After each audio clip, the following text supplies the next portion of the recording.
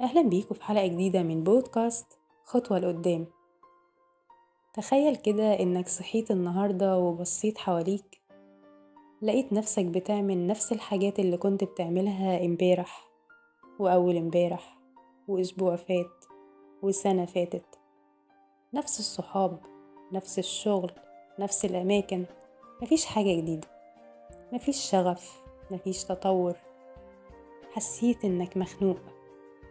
يبقى أنت هنا في الفخ لناس كتير جدا وقعت فيه، وهو فخ الروتين القاتل.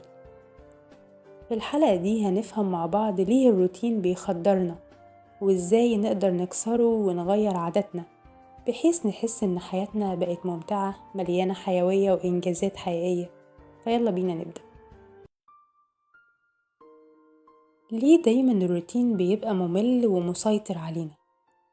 الروتين مش دايما حاجة وحشة، بالعكس هو اللي بيساعدنا ننجز حاجات كتير من غير ما نحس بتعب نفسي.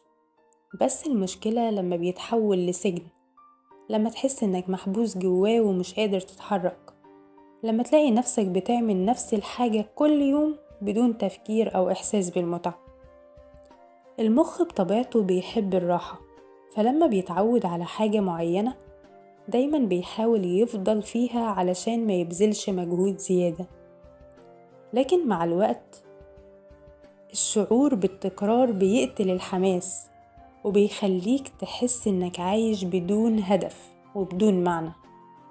فازاي بقى نعرف اننا محتاجين نكسر الروتين ده؟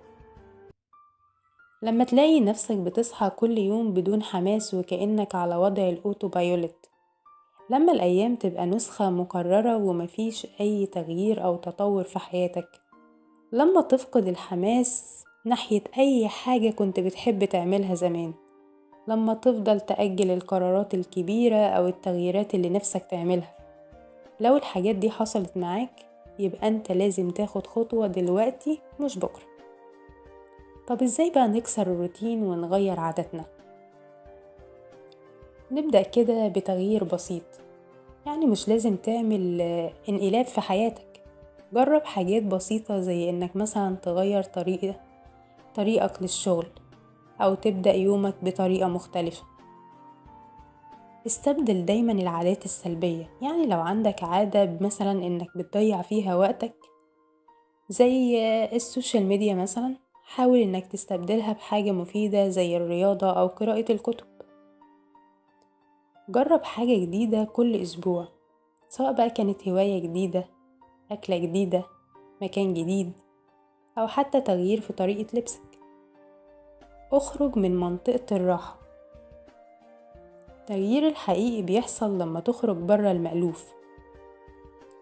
فجرب تاخد قرارات كنت مأجلها، أو تعمل حاجة كنت دايما خايف منها.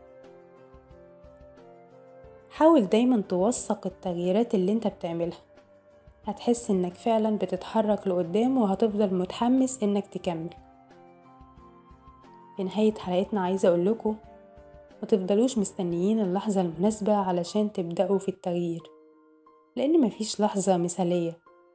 اللحظة الصح هي دلوقتي. خد خطوة بسيطة النهاردة وكمل عليها بكرة وبعده، وهتلاقي نفسك بعد فترة خرجت من دوامة الروتين وبقيت عايش حياة مليانة مغامرة وإنجاز.